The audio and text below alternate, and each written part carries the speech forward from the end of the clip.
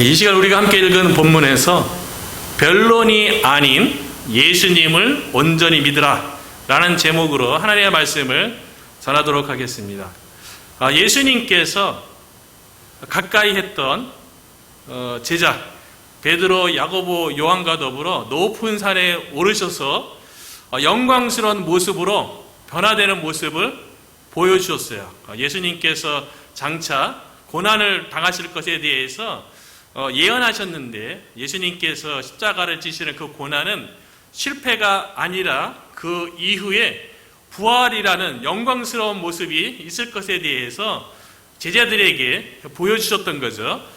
그런데 예수님께서 산 위에서 영광스러운 모습으로 변화되는 그 모습이 있었던 반면에 산 아래에서는 예수님과 동행하지 않았던 나머지 9명의 제자들이 서기관들과 더불어 어떤 한 문제를 가지고 변론하고 있는 거예요. 산 아래에서는 세상에서 우리가 만날 수 있는 문제, 고통, 어려움, 그 문제를 가지고 해결하기 위해서 변론을 하게 되었다는 거죠.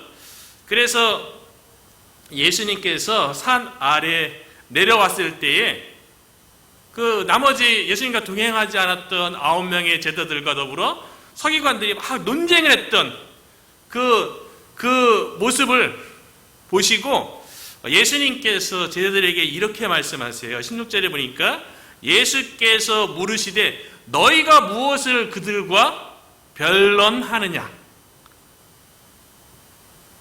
산 아래에 있었던 한 아버지가 귀신 들린 아들의 그 고통으로 인해서, 그 문제로 인해서 제자들에게 고통당하는 아들의 문제를 좀 해결해달라고, 아들을 고쳐달라고 제자들에게 나왔을 때에 제자들이 서기관들과 더불어 변론을 했다는 거예요. 그래서 예수님께서 그 제자들을 향해서 말씀하시는 거죠. 너희가 무엇을 그들과 변론하느냐. 참 의미심장한 예수님의 질문인 것 같아요. 이 질문은 그 당시 제자들에게 던졌던 질문뿐만 아니라 오늘날 저와 여러분에게도 동일하게 던지는 질문이라고 생각되어집니다. 우리들도 세상 속에서 여러 가지 문제를 직면하게 되죠. 때로는 고통을 겪게도 되고요. 때로는 고난에 처하기도 하고요. 때로는 힘들고 어려운 상황 속에 직면하게 되는데요.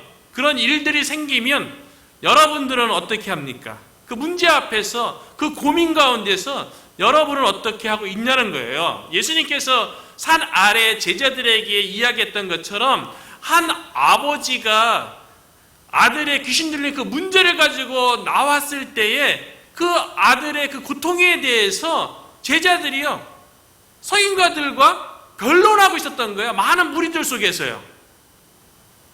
변론하면 그 아이의 그 귀신 들린 문제가 해결됩니까?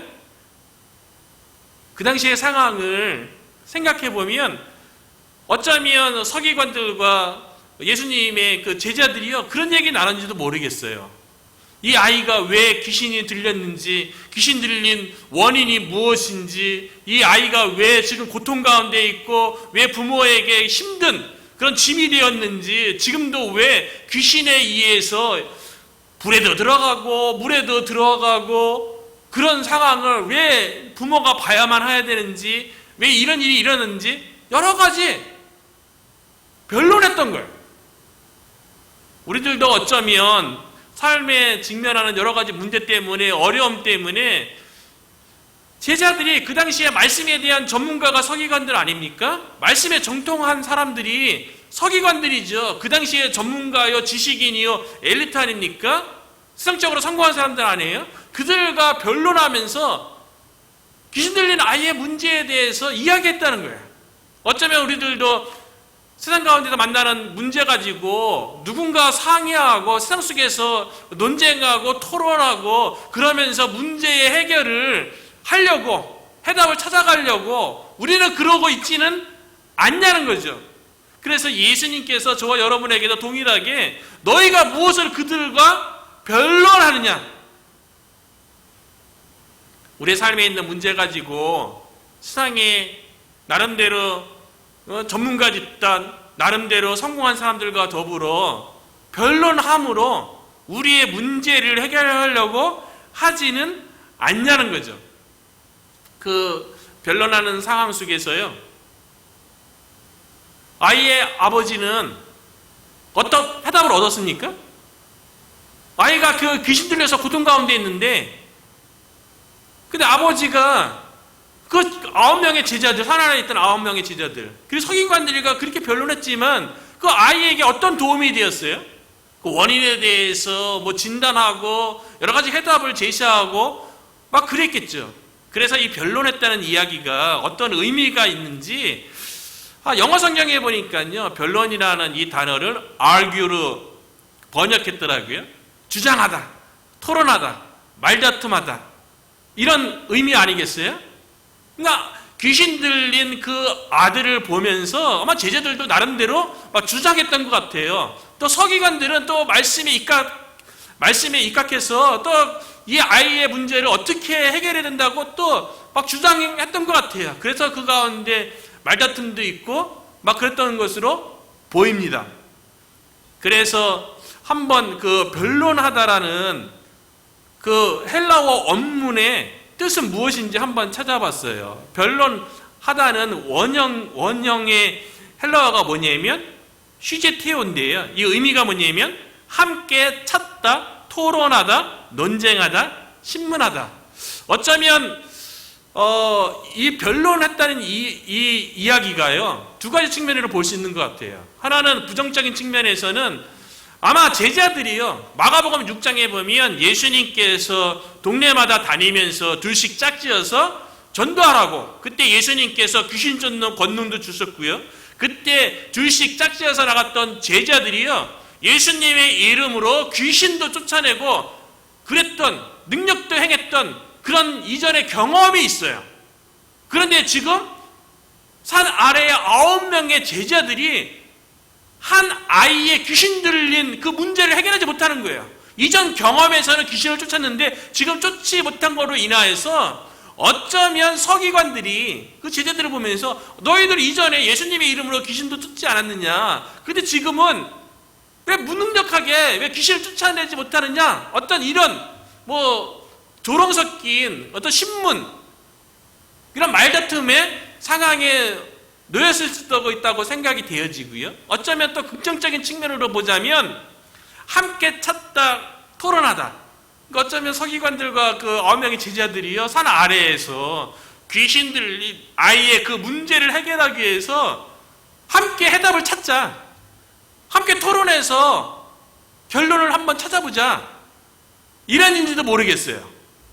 그런데 귀신 들린 그 아이의 문제가 예수님이 내려오기 전까지 조금이라도 도움이 되고 조금이라도 아버지와 그 아들에게 어떤 더 나아지는 그런 일들이 있었습니까? 여전히 아들은 귀신에게 사로잡혀 있고요, 그로 인해서 아버지는 여전히 고통 가운데 있는 거예요. 그래서 그 변론에 빠져 있는 그 사람을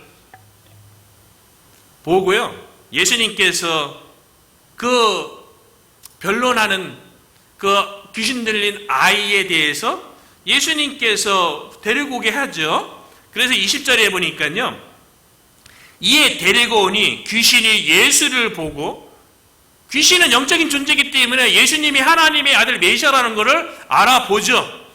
그렇기 때문에 귀신에 사로잡힌 그 아이가 예수님을 알아본 거예요. 그래서 그 아들의 들렸던 그 귀신이요, 그 아이로 심히 막 경련을 일으키게 하고 땅에 엎드러져 구르며 거품을 막 흘리는 거예요. 귀신이 그렇게 그 아들에게 역사한 거죠. 얼마나 심각합니까? 사람이 하나님의 형상으로 인격이 있는데 그 인격이 행사를 못하는 거예요. 하나님의 형상으로서 그 인격이 그 조롱하고 그 인격이 생각하고 감정을 느끼고 의지적으로 행동하는 이 모든 것들이 귀신에게 사로잡혀서요, 귀신의 생각과 귀신의 그 의지대로 이 아이가 잡혀 있는 거예요. 그러니까 개거품 물게 하고 땅에 엎드려져서 막 이렇게 고통스러워하는 모습을 보였던 거죠. 그러니까 예수님께서 그 아이의 아버지에게 질문합니다. 이 아이가 귀신 들려서 이 고통 가운데 있는 이 상황이 얼마나 오래되었느냐? 그러니까 이 아버지가요, 어릴 때부터니이다. 내 아들이 어렸을 때부터 귀신에 사로잡혀서 자기 자신의 인격은 완전히 무시된 채 귀신의 인격으로 살아간다는 것, 그것을 바라보는 그 아버지의 마음, 그 주변에 있었던 가족, 그 마음은 어떻겠어요? 돕고자 하고 어떻게든 아들을 고치고자 했던 그 가족들의 마음은, 그러나 무엇으로도 아이를 도울 수 없고 무엇으로도 아이를 회복하고 고칠 수 없는 그 무기력한 상황 속에서 그 가족들은 얼마나 괴로워하고 힘들어했을 거예요. 부모의 입장에서는 자녀가 고통스러워하면 부모는 더 큰 고통을 느끼는 거 아니겠어요? 그리고 그 귀신이 그 아이에게 어떻게 했냐면, 어려서부터 귀신에 들렸었는데 그 귀신이 그 아버지의 아이를 죽이려고 불과 물에 자주 던졌다는 거예요. 그 내 아이가 원인 모르게 귀신에 들려갖고 막 불에도 들어가고 물에도 들어가는 그 모습을 바라보는 아버지의 그 심정, 그 가족의 심정은 어떠하겠어요? 완전히 타들어가는 거죠. 차라리 그 고통을 내가 당하지, 내 아들이 그 고통을 당하는 모습을 바라본다는 것은 너무나도 힘든 일이었겠죠. 고통스러운 일이었겠죠. 귀신 들린 아들도 고통스럽겠지만 그 귀신 들린 아들을 바라보며 불에도 들어가고 물에도 들어가는 그 모습을 바라보는 아버지와 그 가족의 심정은 마음이 타들어갔을 거예요. 너무나도 무기력함, 세상에 어떤 방법으로도 아들을 도울 수 없다는 그 무기력함 때문에 너무나도 힘든 시간을 보내왔을 거예요.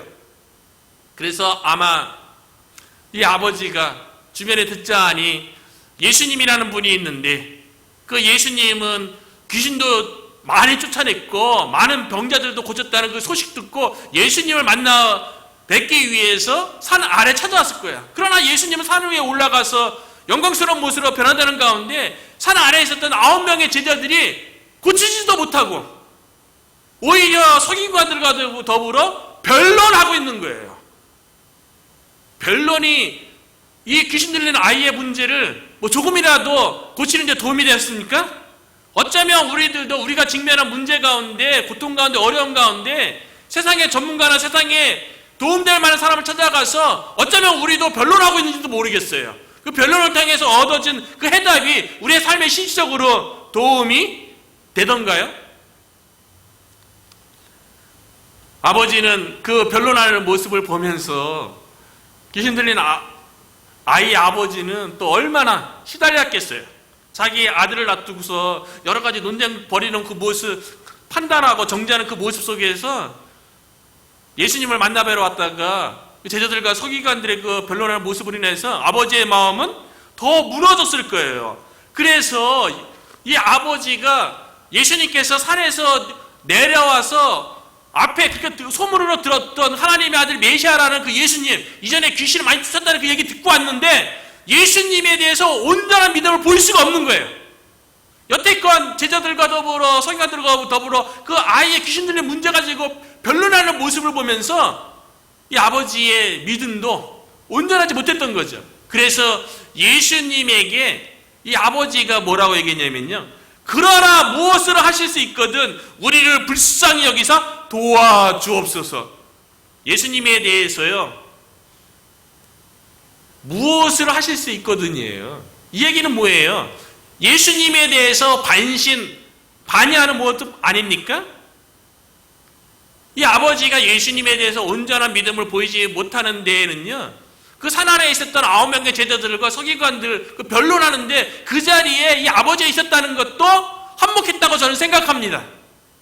우리들도요, 우리 안에 직면한 문제, 고통, 힘들고 어려운 문제로 인해서 예수님께 하나님께 가지고 나가지 않고 주변 사람들에게 가지고 주변 사람들의 그 여러 가지 토론하고 논쟁하고 해답 주는 그거로 인해서 어쩌면 우리들의 믿음도 줄어들고 있는지 모르겠어요. 세상에 아무리 전문가들과 얘기한다고 해서요, 우리들의 문제가 온전히 해결되는 게 아닙니다. 그냥 시달리는 거예요. 마음만 더 속상해지는 거예요. 그래서 이 아버지가 예수님에게 온전한 믿음을 보이는 것이 아니라 무엇을 하실 수 있거든. 제자들과 서기관들의 그 변론하는 모습, 그 가운데 내 아들은 여전히 고통 가운데 있는 그 모습을 보면서 어떤 믿음에 어떻게 아버지가 손해본 게 아닌가 그런 생각이 드는 거죠. 그러면서 이 아버지의 마음을 읽을 수 있는 단어가요, 이 아버지가 예수님에게 요구하는데요, 내 아들이 귀신 들렸기 때문에 아들을 불쌍히 여기사 도와주옵소서, 그렇게 예수님에게 간청하는 것이 아니라요, 우리를 불쌍히 여기사, 아버지가 우리라고 얘기했어요. 아들만 귀신에게 들려서 귀신이 시키는 대로 귀신에게 붙잡혀서 물에도 들어가고 불에도 들어가고 그 고통 가운데 있는 그 아들의 아픔뿐만 아니라 그 아들을 바라보는 아버지도 여전히 고통과 어쩌면 그 아들보다도 더 큰 고통과 아픔 가운데 있는 자기 자신, 가족들, 우리를 불쌍히 여기사. 아버지의 마음이 느껴지는 거죠. 어려서부터 귀신 들린 아들을 바라보는 그 아버지의 마음이 오죽했겠어요. 그 가족들의 마음은 또 얼마나 마음이 상했겠어요. 힘들었겠어요. 주변에서 그 귀신 들린 아들로 인해서 주변의 시선은 어떻겠어요. 얼마나 많은 정죄와 얼마나 많은 어떻게 했길래 아들이 귀신 들리게 했냐고 그런 얘기 듣지 않았겠어요? 바깥에 나가지도 못하고 사람들도 만나지도 못하고 그 가족들도 귀신 들린 아들로 인해서 얼마나 시달렸겠어요. 당사자도 힘들고 주변에 있는 사람들도 다 힘든 거예요. 그러니까 아버지가 그 마음을 표현해서 우리를 불쌍히 여기사 도와주옵소서. 그래도 예수님에 대해서 들었던 하나님의 아들 메시아로서 귀신을 쫓아낸다는 그 소문에 대한 믿음을 가지고 예수님에게 간청하는 거죠. 불쌍히 여기사 도와달라고. 예수님께서 그 아버지의 간절한 이 간청에 대해서요, 예수님께서 이렇게 응답하십니다. 23절이죠. 예수께서 이르시되 할 수 있거든이 무슨 말이냐?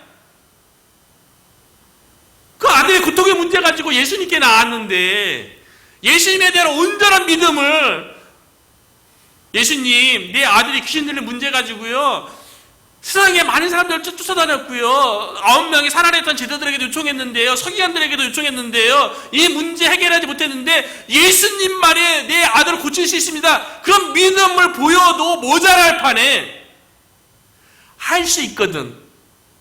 할 수 있거든이 무슨 말이냐.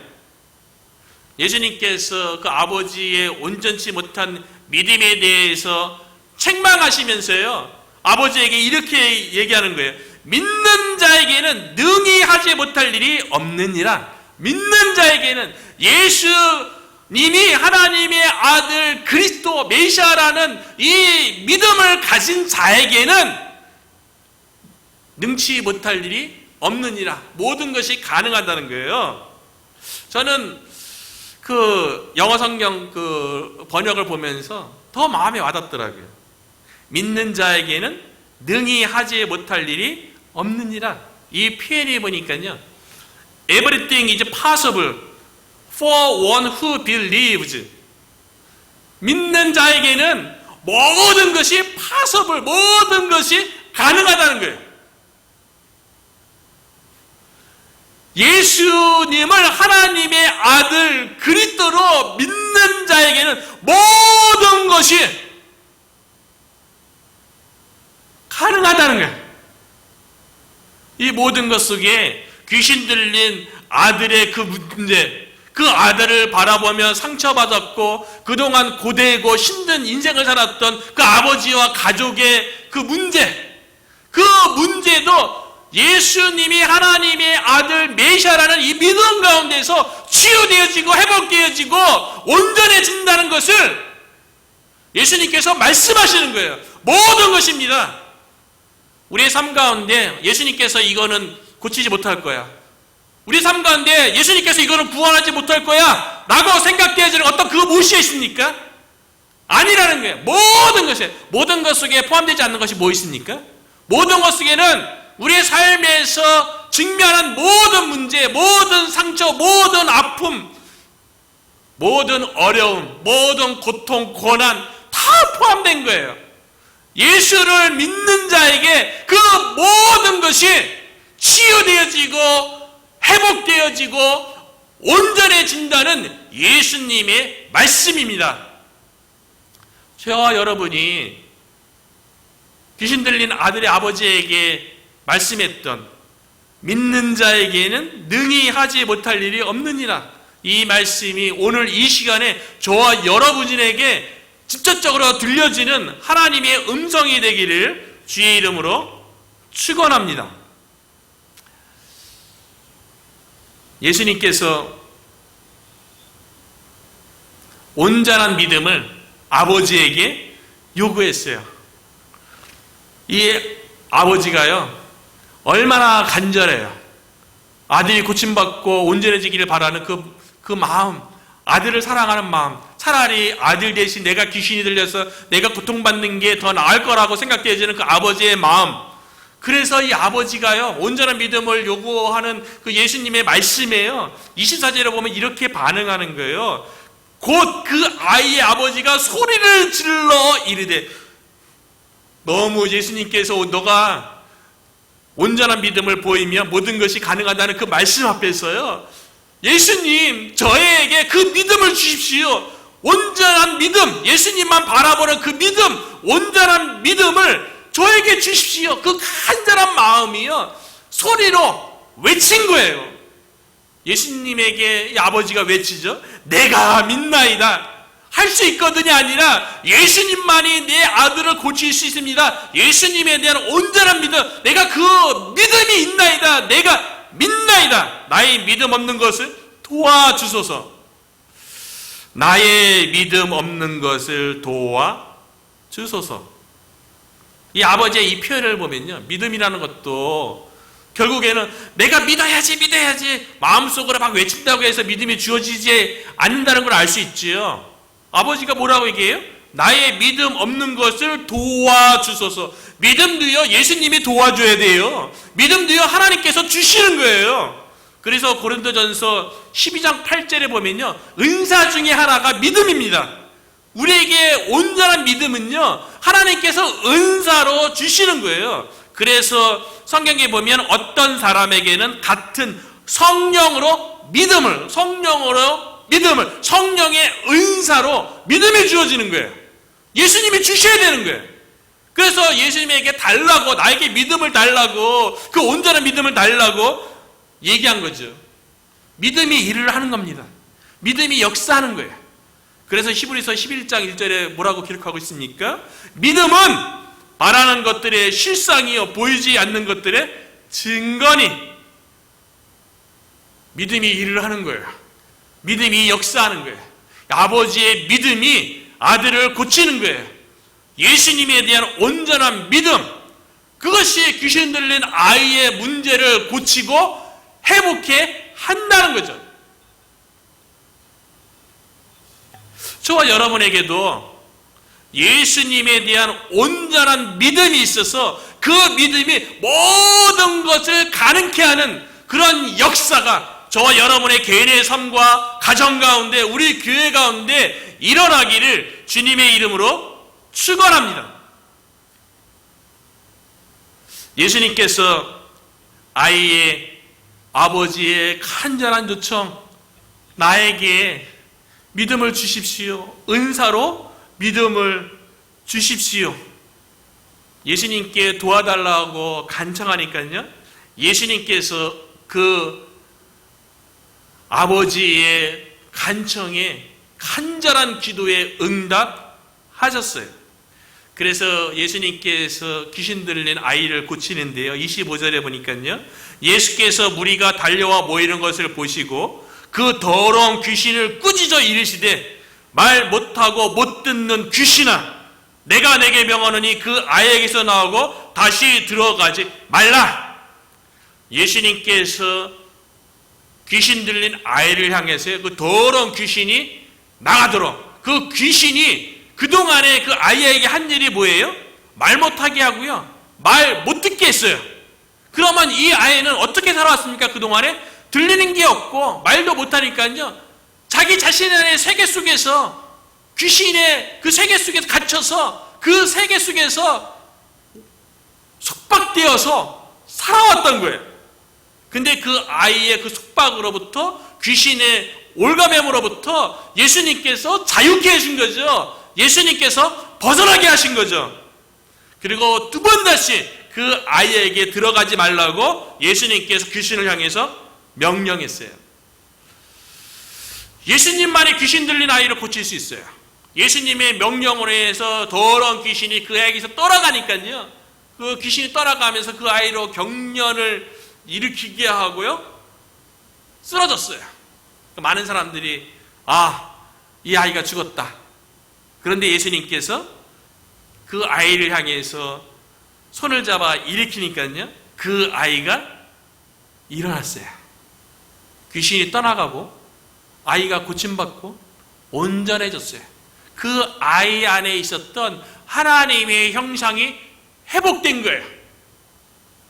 귀신의 세계 속에 있었던 한 영혼이요, 예수님으로 인해서 하나님의 백성이 되고 하나님의 다스림 가운데 들어온 거예요. 저와 여러분도 삶 가운데 만나는 여러 가지 문제, 어려움, 힘들고 고통스러운 문제 가운데 직면할 수 있죠. 그런 것을 사람들을 만나며 변론하며 그 문제를 해결하려고 하는 게 아니라요, 예수님께 나아가서 예수님에 대한 온전한 믿음을 보임으로 모든 것이 믿는 자에게는 가능하다는 이 말씀이 우리의 삶 가운데 나타나기를 주의 이름으로 축원합니다. 나중에 제자들이 예수님과 집에 들어가서 제자들이 묻습니다. 왜 우리들은 귀신을 쫓아내지 못했습니까? 그때 예수님께서 제자들에게 이렇게 말씀하세요. 기도 외에는 다른 것으로는 이런 종류가 나갈 수 없느니라. 귀신을 쫓고 영혼을 구원하고 한 영혼이 회복되는 이 모든 과정이요, 하나님만이 하시는 거예요. 인간의 경험으로, 인간의 지혜로, 인간의 능력으로, 인간의 방법으로 그런 문제가, 귀신 들린 문제가 해결되지 않는다는 거예요. 오직 하나님만이 해결할 수 있다는 거예요. 오직 예수님만이 해결할 수 있다는 거예요. 그렇기 때문에 세상에서 아무리 변론해도 우리가 직면한 문제, 어려움도 해결되는 게 아니에요. 예수님에 대한 온전한 믿음만이 모든 것들을 가능케 해서 귀신이 쫓겨가는 역사가 나타나고 온전해지는 은혜가 주어진다는 거죠. 기도 외에 이걸 보면 제자들이 9명의 제자가 아버지가 귀신 들린 아이 데리고 왔을 때 어쩌면 이전에 마가복음 6장에 있는 것처럼 전도여행 가서 귀신 쫓았던 그 경험, 이전에 2명씩 나가서 전도할 때에 우리가 귀신을 쫓았는데 지금은 제자들이 9명 있으니까 우리가 충분히 쫓을 수 있어, 이렇게 경험을 의지한지도 모르겠어요. 그러다 보니까 하나님 의지하지 않고, 하나님 의지하지 않다 보니까 기도하지 않게 되고, 기도하지 않는다는 건 뭐예요? 내가 할 수 있다는 그 교만한 모습을 보이는 거 아니겠어요? 그러니까 예수님으로부터 믿음이 없는 세대라고 책망을 받는 거죠. 저와 여러분이 변론이 아닌 예수님에 대한 온전한 믿음, 믿음의 기도를 통하여서 우리가 직면한 문제들, 어려움들 다 예수님께 가지고 나아가서 모든 것이 믿는 자 안에서 가능해지는 은혜를 누리는 저와 여러분 되기를 주님의 이름으로 축복합니다.